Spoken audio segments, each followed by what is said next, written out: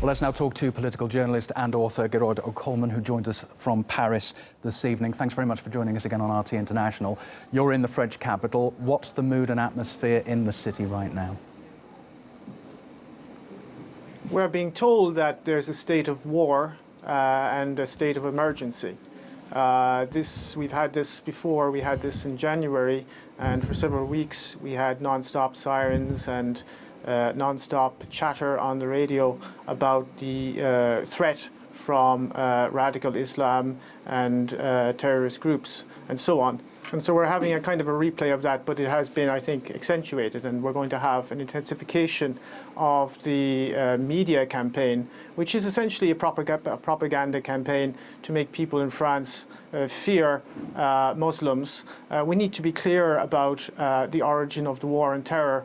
The war on terror is, I quote, orchestrated from abroad. These are the words François Hollande used to describe this terrorist attack. Well, the attacks that have been continuing to destroy Syria, to massacre its population, have also been orchestrated from abroad. They were orchestrated by NATO, and they've been carrying these attacks out against the civilian population of Syria for 4 years now. And this is a terrorist campaign that is also orchestrated from abroad.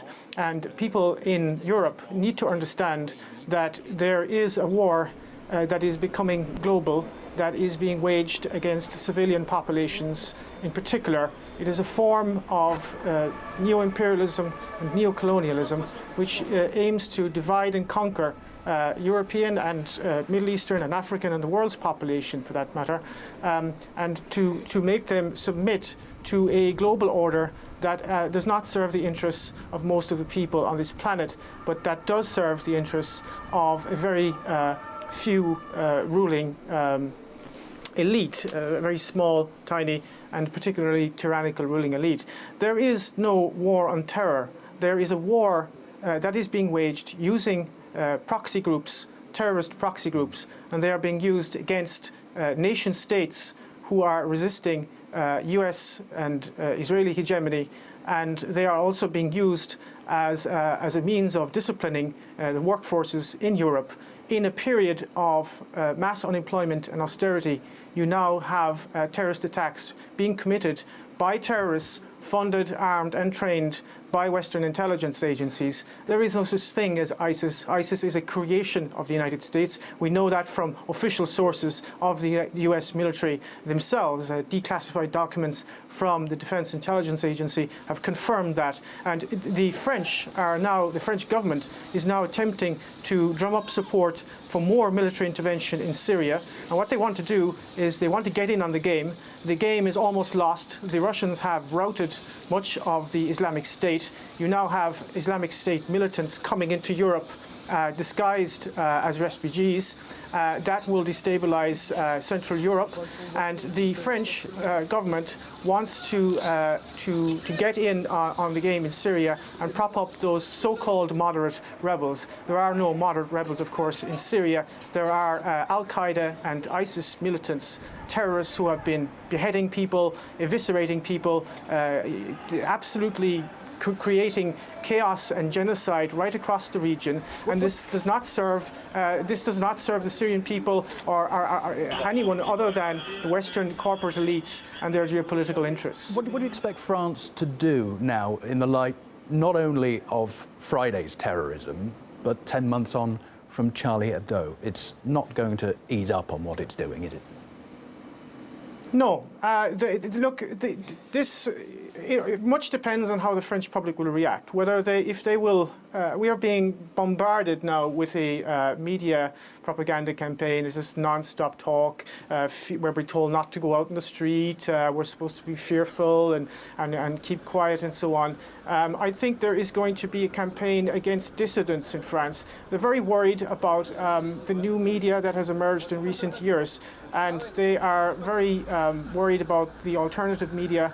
So I think there you will see, we saw this actually after the attacks in January, you will see a conflation of terrorism and dissidence. So one of the tools which the mass media uses to discredit any kind of rational questioning of the established order, and particularly the war on terrorism, is to deride those who would question the war on terrorism as conspiracy theorists. And I think you're going to see a crackdown on so-called conspiracy theorists and websites that actually publish rational and honest analysis of what is happening. So you're going to see more of that type of intellectual terrorism, which is already at boiling point in France. I mean, it's got to the point now where you have professors in universities who are being intimidated. You have school teachers who are basically being fired for even suggesting that there may be a link between French imperialism and terrorism. There was one case recently, for example, of a school teacher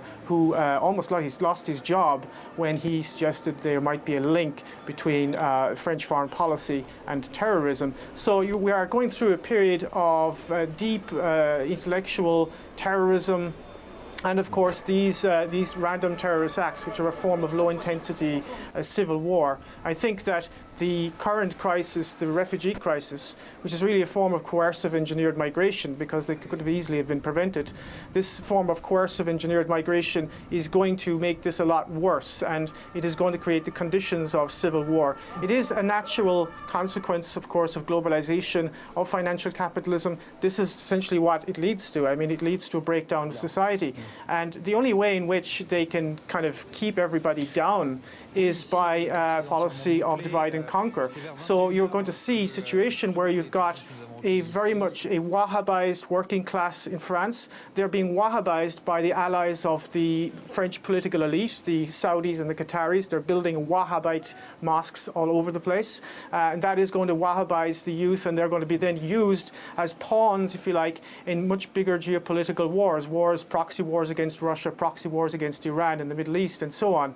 And that is going to create massive social unrest. It's going to divide working people against each other. And the only people who are going to actually benefit from this are the war contractors, the military, industrial, media, intelligence complex. So in whatever way you look at this, I don't know who exactly committed this attack and this atrocity, but the real people who are responsible, whether directly or indirectly or consciously or unconsciously, is the French government, because they have been complicit in terrorism in the Middle East and all over Africa. And that needs to be understood. And if we don't understand that, this is going to continue and it's going to deteriorate. We will find ourselves in a situation under military law, martial law, if this continues. So it really needs to be analysed and understood. Can I pick you up on the issue of migrants and refugees? Because one of the terrorists appears to have been a French citizen, another a recent migrant to the country. What do you think this will do to France's policies towards the migrant crisis?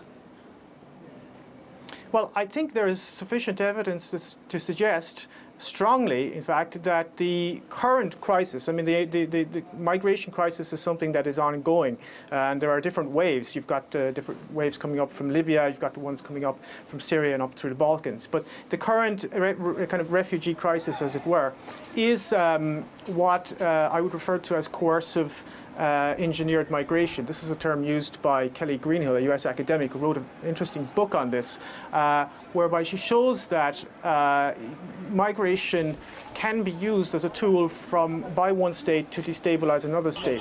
In this case, it's definitely being used by the United States and Turkey to destabilize the Balkans, Mitteleuropa, which would be Hungary, and of course Germany. And the geostrategic reasons of this are basically go back to classical geopolitics, which is Halford Mackinder's theory of dividing the world island. That is to say, you divide the Eurasian Peninsula from the Baltic Sea to the Black Sea. You create an intermarium there so that you prevent German and Russian unity. And that is why Germany essentially is being kind of overrun with people who are themselves victims of globalization, but they are now being instrumentalized and used as weapons of globalization. And this is one of the key contemporary strategies of US imperialism. You use the consequences of globalization as further tools to further globalization.